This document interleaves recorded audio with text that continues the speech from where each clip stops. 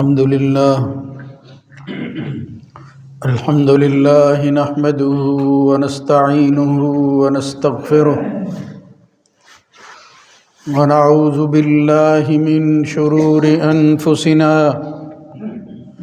ومن سيئات أعمالنا من يهده الله فلا مضل له ومن يضلل فلا هادي له وأشهد أن لا إله إلا الله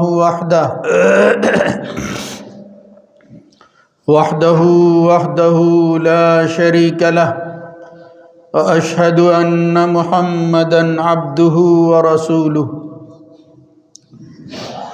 اللهم صل على محمد وعلى آل محمد كما صليت على إبراهيم وعلى آل إبراهيم إنك حميد مجيد اللهم بارك على محمد وعلى آل محمد كما باركت على إبراهيم وعلى آل إبراهيم في العالمين إنك حميد مجيد أما بعد فإن خير الحديث كتاب الله وخير الهدى هدى محمد صلى الله عليه وآله وسلم وشر الأمور محدثاتها وكل محدثة بدعة وكل بدعة ضلالة وكل ضلالة في النار رب أعوذ بك من همزات الشياطين من همزه ونفخه ونفثه يا أيها الذين آمنوا اتقوا الله حق تقاته ولا تموتن إلا وأنتم مسلمون يا أيها الناس اتقوا ربكم الذي خلقكم من نفس واحدة وخلق منها زوجها وبث منهما رجالا كثيرا ونساء واتقوا الله الذي تساءلون به والأرحام إن الله كان عليكم رقيبا يا أيها الذين آمنوا اتقوا الله وقولوا قولا سديدا يصلح لكم أعمالكم ويغفر لكم ذنوبكم ومن يطع الله ورسوله فقد فاز فوزا عظيما رب اشرح لي صدري ويسر لي أمري واحلل عقدة من لساني يفقهوا قولي وإذا حييتم بتحية فحيوا بأحسن منها أو ردوها إن الله كان على كل شيء حسيبا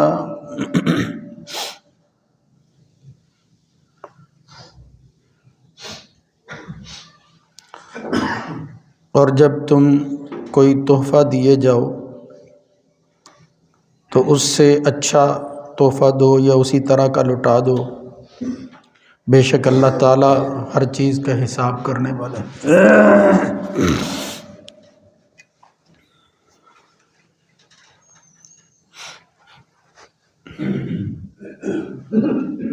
اللہ رب العزت کی حمد و ثنا کے بعد درود و سلام سید الرسل خاتم النبیین جناب محمد الرسول اللہ صلی اللہ علیہ وآلہ وسلم کی ذات گرامی پر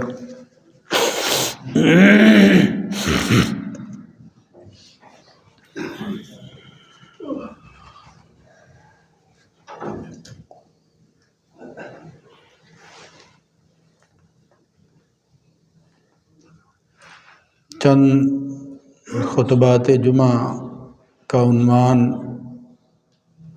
عقیدے کا ایک مسئلہ اور بنیادی عقائد میں سے ایک رکن کا ذکر ہو رہا تھا، فرشتے۔ اب ایک ہی موضوع کو تسلسل سے چلانا مشکل ہوتا ہے، آدمی بعض دفعہ اکتا بھی جاتا ہے اور بعض دفعہ ضرورت بھی ہوتی ہے، تو میں نے تھوڑا سا وقفہ کر کے آج جو مسئلہ بیان کرنے کی کوشش کروں گا اور چاہا ہے وہ ہماری معاشرتی زندگی میں بڑی اہمیت کا حامل ہے۔ اور وہ مسئلہ یہ ہے کہ مسلمانوں کو باہمی اخوت محبت بڑھانے کے لیے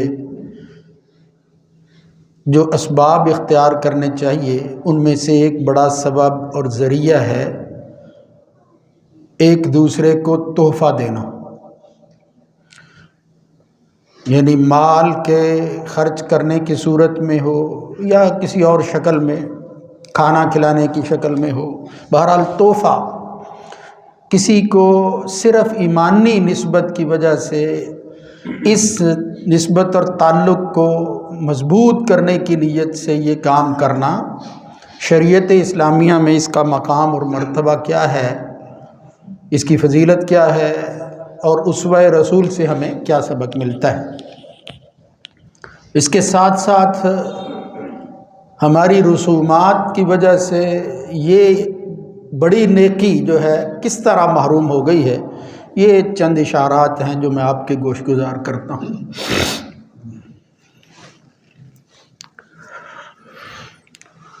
یہ مسئلہ کہ مسلمان کا دین کی وجہ سے اللہ کی ذات اور شریعت اور عقیدے اور نظریات کی بنیاد پر تعلق ہونا، اس کا احساس عام طور پر تحریک کے کام کرنے والے لوگوں میں زیادہ ہوتا ہے، یعنی مشنری لوگ، کسی مقصد کی خاطر ٹائم نکالنے والے، وقت لگا کر اس کی اہمیت کو جاننے والے لوگوں کے ہاں اس کی بڑی قدر و قیمت ہوتی ہے۔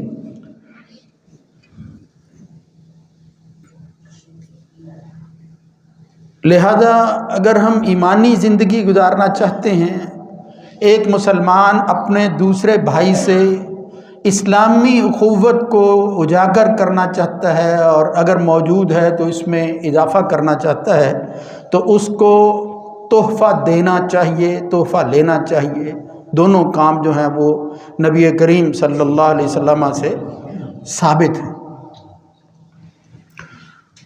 مجھے معلوم ہے کہ آپ حضرات یہ بات ابتدا سے ہی سن کر حیران ہوں گے کہ کہاں آج کسی کے پاس پیسہ ہے، وقت ہے کہ وہ اس کام پر جو ہے وہ اپنی کمائی جو ہے اس کو خرچ کرے۔ تو یہ بدقسمتی کی انتہا ہے کہ ہم اسلام ایمان کی بات کریں اور جو چیزیں اسلام سکھاتا ہے اس کی پرواہ نہ ہو، یا یوں سمجھ لو کہ اس کی طرف کبھی توجہ ہی نہ ہو، بلکہ اگر کبھی اس سے آگاہ کیا جائے، ذہن میں آئے تو بندہ کہے کہ آخر مجھے کیا غرض ہے کسی سے۔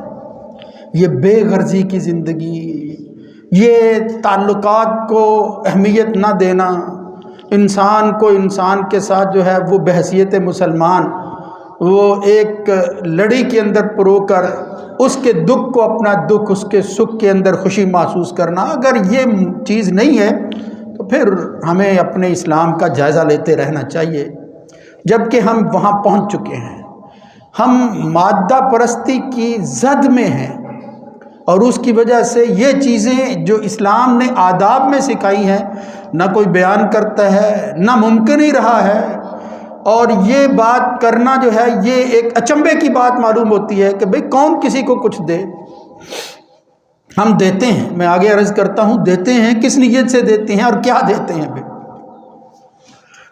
تو عرض کرنے کا مطلب یہ ہے کہ یہ چیز انسان کے اندر محبت بڑھاتی ہے، اپنائیت کا احساس دلاتی ہے۔ اس کا تذکرہ قرآن مجید میں اگر دیکھیں تو سورہ نمل کے اندر ایک واقعہ آتا ہے سلیمان علیہ السلام کی زندگی میں، ملکہ بلقیس کا۔ یعنی ایک قوم تھی جس نے پرستش شروع کر دی ہے غیر اللہ کی، سورج کو جو ہے وہ پوجتی تھی، وہ واقعہ آپ نے سن رکھا ہے۔ اس وقت جب حضرت سلیمان کا پیغام پہنچا ہے اس ملکہ، اس عورت کو، عورت حکمران تھی، سمجھدار بہت تھی، لیکن عورت کی حکمرانی یہ وقت بھی جو ہے وہ انسان دیکھتے ہیں، یعنی ذمہ داریوں کی تقسیم کے اعتبار سے عورت کا یہ کام نہیں ہے، یہ بوجھ ہے جو اس پر ڈال دیا جاتا ہے۔ بہرحال اس وقت بھی یہ طرز تھا، ہدہد جیسے جانور نے آ کر خبر دی کہ آپ جو ہے وہ اپنے علاقے میں محدود ہے، یہاں تو ایسی بھی دنیا ہے جنہوں نے یہ کام بھی کر لیا ہے۔ اپنی عورتوں کو سربراہ بنا دیا ہے۔ خیر، جب پیغام پہنچا اور ایک پیغمبر نے جو ہے وہ علی اعلان توحید کی، اللہ کی حاکمیت کی دعوت پیش کی اور پھر حق اور سچ جو ہے وہ اس کے کانوں تک پہنچایا، تو وہ سمجھ گئی کہ یہ کوئی عام آدمی نہیں ہے۔ لیکن سلیمان علیہ السلام کی آزمائش کے لیے اس نے پھر ایک طریقہ اختیار کیا۔ وہ کیا؟ اس نے کہا میں اس کو ایک تحفہ بھیجتی ہوں، مال کی کشش، یہ میں اس کو دکھاتی ہوں اور پھر اس کے جواب میں فیصلہ کروں گی کہ حقیقت کیا ہے۔ وَإِنِّي مُرْسِلَةٌ إِلَيْهِمْ بِهَدِيَّةٍ، ہدیہ بھیجتی ہوں، فَنَاظِرَةٌ بِمَا يَرْجِعُ الْمُرْسَلُونَ، پھر واپسی پر کیا ہوتا ہے وہ دیکھیں گے۔ فلما جاء سلیمان قال، سلیمان علیہ السلام کے پاس جب وہ ہدیہ آیا ہے، تحفہ آیا ہے، چاہیے تو یہ تھا کہ قبول کر لیا جاتا۔ قال اتمدوننی بمال فما آتانی اللہ خیر مما آتاکم، کیا تم مجھے کھینچنا چاہتے ہو اپنے مال کے ذریعے؟ یعنی یہ ترجمہ میں صرف سمجھانے کے لیے کر رہا ہوں۔ اتمدوننی، یہ کوئی میری مدد ہے، یہ کوئی چاہت ہے، یہ کوئی کشش کی بات ہے؟ مال، تم نے یہ حربہ استعمال کیا کہ مال کی چمک دکھاتی ہوں۔ فما آتانی اللہ خیر مما آتاکم، اللہ نے تمہیں یہی دیا ہے، اسی میں آزمائش رکھی ہے، مگر جو مجھے دے رکھا ہے اس کے مقابلہ میں مال کی کوئی حیثیت نہیں۔ اس سے معلوم ہوتا ہے کہ غرض دیکھنی چاہیے، یہ پیچھے سوچ کیا ہے۔ دینے والا اگر کسی کو مال دیتا ہے، نام رکھتا ہے گفٹ کا، ہدیے کا، تحفے کا، اور مقصود کیا ہے کہ ویسے یہ رشوت لیتا نہیں، اس ذریعے سے یہ انکار نہیں کرے گا۔ اگر لینے والے کو معلوم ہو تو وہ بالکل انکار کر دے، بلکہ ایک حدیث کے اندر تو آتا ہے کہ کوئی شخص کسی کو سفارشی بناتا ہے، پھر اس کی دل جوئی کے لیے اس کو تحفہ دیتا ہے، تو نبی کریم صلی اللہ علیہ وسلم نے فرمایا ایسی صورت کے اندر جب وہ سمجھتا ہے کہ مجھے اس سے مفاد ہے، اس شخص کا تحفہ لینا یہ حرام اور ناجائز ہے۔ بہرحال سلیمان علیہ السلام نے واپس کر دیا، لیکن ہمارے پیش نظر یہ بات ہے کہ مال، تحفہ، ہدیہ دینا کسی کو، وہ میلان کا ذریعہ ضرور بن جاتا ہے، وہ انسان کی توجہ کو کھینچتا ضرور ہے، وہ محبت کے جذبات ضرور پیدا کرتا ہے۔ یہ بات جو ہے یہ واضح ہوتی ہے اس واقعے سے کہ یہ اگر چیز نہ ہوتی تو پھر اس کو یہ حربہ استعمال کرنے کی ضرورت نہیں تھی، لیکن چونکہ اس کا ارادہ کچھ اور تھا، وہ ملکہ چاہتی کچھ اور تھی، اس نے انٹینشنلی یہ کام کر کے دراصل آزمائش کی ہے کہ یہ عام بادشاہوں کی طرح ہے یا کوئی فرق ہے، تو پھر اس مال کی محبت کی کشش میں سلیمان علیہ السلام نہیں آئے، لیکن اس نے ضرور کوشش کی ہے۔ ہاں، اگر آپ اس غرض کے بغیر محبت، ایمان کی قوت اسلامیہ کو بڑھانا چاہتے ہیں تو یہ اتنا بڑا کام ہے۔ محمد الرسول اللہ صلی اللہ علیہ وسلم فرماتے ہیں وجبت محبتی للمتحابین فیّ والمتجالسین فیّ، المتجالسین فیّ والمتزاورین فیّ والمتبازلین فیّ، جو لوگ باہمی محبت کرتے ہیں اور اس کی بنیاد میں ہوں، اکٹھے بیٹھتے ہیں میری وجہ سے۔ کوئی شخص کسی کی زیارت کے لیے جاتا ہے، غرض کیا ہے کہ دینی رشتہ ہے، اللہ سے جو ہے وہ تعلق ہے ہم دونوں کا، اور کوئی غرض نہیں ہے۔ اسی طرح فرمایا مال خرچ کرتے ہیں تو مقصود کیا ہے؟ میری ذات ہے، میری وجہ سے یہ سب کچھ، پھر میں کیا کرتا ہوں؟ وجبت محبتی، پھر میں اپنی محبت کو اس شخص کے لیے جو میری خاطر کسی انسان سے محبت کرتا ہے، اس کے ساتھ بیٹھتا ہے، اس پر مال خرچ کرتا ہے، پھر اللہ کہتا ہے کہ میری محبت اس پر واجب ہو جاتی ہے۔ یہ حدیث قدسی ہے، اللہ کی محبت کو واجب کرنے کا ذریعہ تحفہ کا لینا اور دینا ہے، اس کو معمولی نہیں سمجھنا چاہیے۔ اور یہ اتنا بڑا کام ہے، ایک اور حدیث کے اندر تو جو الفاظ آتے ہیں حیران ہو جاتا ہے بندہ، کہ جو شخص بجلالی المتحابین بجلالی یفی جلالی، میری محبت، میری عظمت اور جلال کی وجہ سے جو محبت کرتے ہیں، لہم منابر من نور، ان کے لیے اللہ تعالیٰ نور کے ممبر جو ہے وہ بنائے گا، یغبطہم النبیین والشہداء، جس پر نبی اور شہداء بھی رشک کریں گے۔ معمولی بات نہیں ہے یہ، کتنا بڑا جو ہے وہ مقام ہوگا، نبی اور شہداء جیسے لوگ۔ یار یہ کون ہے؟ یہ صرف اللہ کی خاطر محبت کرنا چاہتے ہیں اور پھر اس محبت کے اندر قائم رہتے ہیں، بڑھاتے ہیں وہ اللہ کے اور اس کے رسول کی محبت کی وجہ سے آپس کی محبت کو۔ انما ولیکم اللہ ورسولہ، یہ دوسرے رشتے ناطے ختم کرو، تمہاری دوستی، تمہارا تعلق، تمہارا ولی اللہ ورسولہ، والذین آمنوا، اور ایمان والے، الذین یقیمون الصلاۃ ویؤتون الزکاۃ وہم راکعون۔ اگرچہ یہاں اس آیت میں کچھ لوگ اپنا مطلب بھی نکالتے ہیں، تو یہ چونکہ اس وقت موضوع نہیں ہے، مقصود صرف میرا یہ ہے کہ وہ یہ کام کرتے ہیں، اللہ اور اس کے رسول سے محبت ہے، ایمان والوں سے محبت ہے، یہ ہے دراصل محبت۔ فرمایا اس کو بڑھاؤ، اس کو قائم کرو۔ ایک حدیث آتی ہے، صحیح امام بخاری کی کتاب ہے الادب المفرد، فرمایا تحادو، نبی کریم صلی اللہ علیہ وسلم نے حکم دیا ایک دوسرے کو تحفہ دیا کرو، ہوگا کیا؟ تحابو، اس سے تمہاری محبت بڑھے گی، محبت قائم ہوگی اس سے۔ ایک اور حدیث سنیں، جناب میمونہ بنت حارث کا ایک واقعہ آتا ہے، صحیح روایت ہے، انہوں نے اپنی ایک لونڈی آزاد کر دی نبی کریم صلی اللہ علیہ وسلم کو بتائے بغیر۔ تو جب ان کی باری آئی، نبی کریم صلی اللہ علیہ وسلم ان کے پاس گئے تو کہا یا رسول اللہ صلی اللہ علیہ وسلم، آپ کو معلوم ہے اعتقت ولدتی، ولیدتی یا ولدتی، میں نے اپنی ماتحت جو بھی تھی لونڈی اس کو آزاد کر دیا ہے۔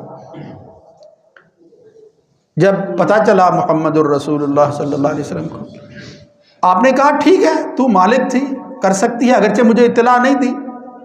اور وہاں ساتھ یہ لفظ آتے ہیں لو اعطیتھا لاخبالک کان اعظم لاجرک، کہ میمونہ اگر تو یہ مال، یہ لونڈی خرچ کرتی اور پھر اس کو آزاد کرنے کے بعد، اس کی غلامی ختم کرنے کے بعد یہ دیتی تو کس کو؟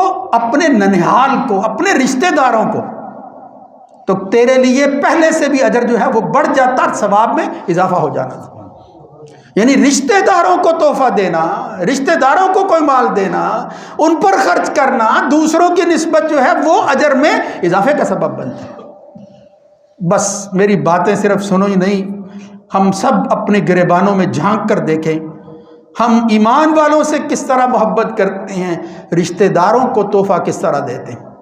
یہ موسم ہے شادیوں کا، ہم رشتے قائم کرتے ہوئے بھی تحفے کا لین دین کرتے ہیں، لیکن وہ تحفہ نہیں ہوتا میرے بھائیوں۔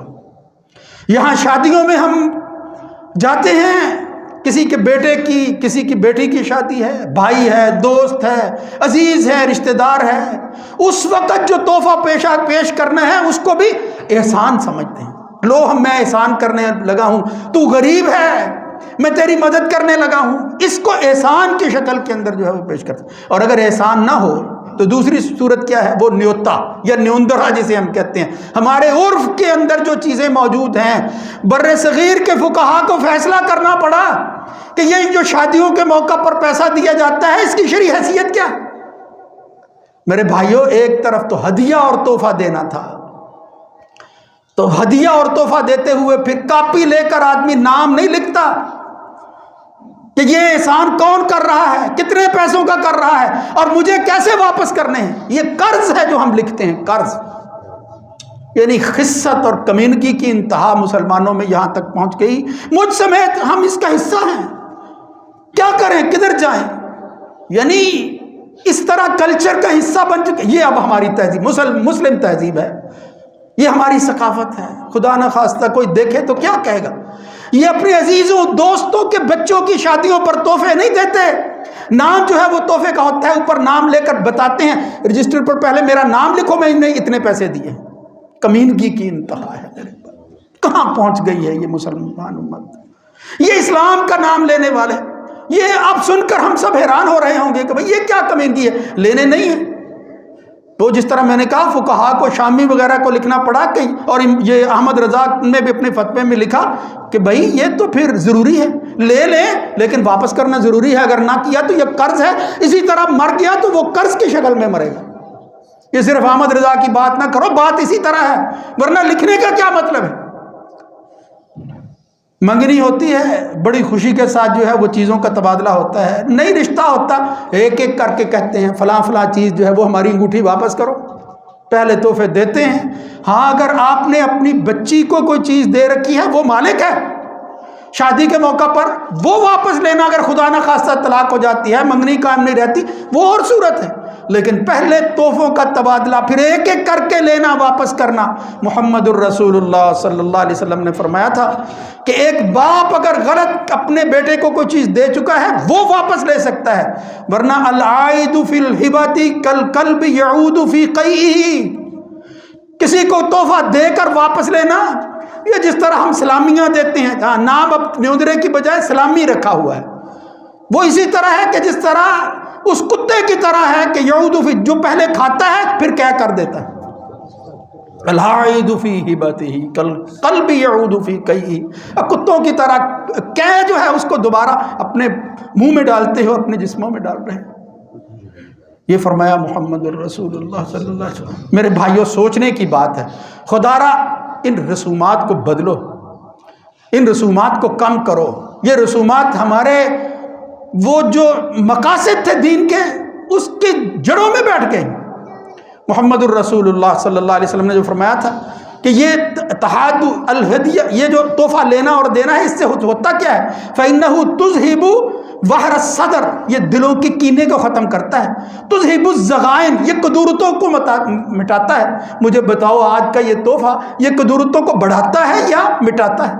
خود ہی فیصلہ کر لیں۔ قدورتیں سنتا ہے، اس نے کیا دیا ہے، میں نے تو اس پر اتنا خرچ کیا تھا۔ اللہ کہتا ہے یا ایھا الذین آمنوا لا تبطلوا صدقاتکم بالمن والاذی، صدقہ دے کر احسان نہیں جتلانا چاہیے۔ یہ تم کیا دے رہے ہو؟ یہ صدقے کی ایک شکل ہے۔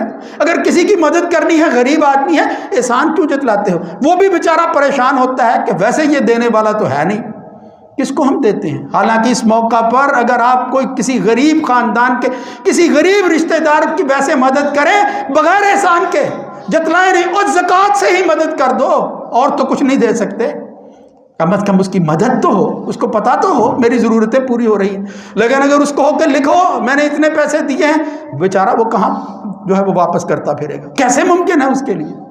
یہ معاشرتی ناسور ہے اس وقت ہمارے ہاں جو چیز پیدا ہو چکی ہے، اور دینی حوالے سے ہماری جو کرتوت پھر سامنے آتی ہے وہ آپ کے سامنے ہے۔ یہ مسلم امہ ہے، یہ مسلم معاشرہ ہے، کوئی دیکھ لے تو وہ کیا کہے گا؟